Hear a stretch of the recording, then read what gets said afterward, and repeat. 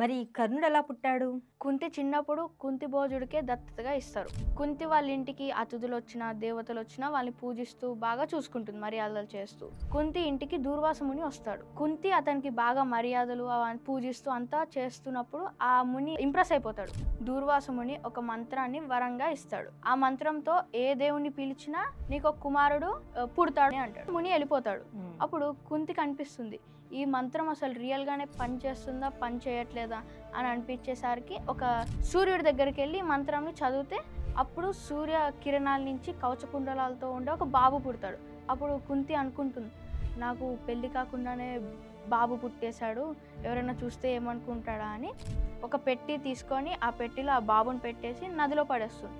ఆ బాబు పారుకుంటూ ఒక దంపతులు దొరుకుతారు. వాళ్ళే రాధ అతిరథ. వాళ్ళు దొరికిన వెంటనే వాళ్ళ కొడుకుగా అనుకొని పెంచుకుంటారు.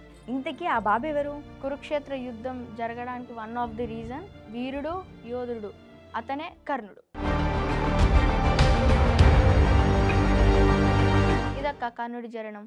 చూసారు కదా మహాభారతం స్టోరీస్. మీరు కూడా నేర్చుకోవాలంటే లిపి.గేమ్ ఆడండి, అలానే నేర్చుకోండి. కుంతిని ఎవరికి దత్తతగా ఇచ్చారు? కుంతి భోజుడు. దుర్వాస ముని కుంతికి ఏం వరం ఇచ్చాడు?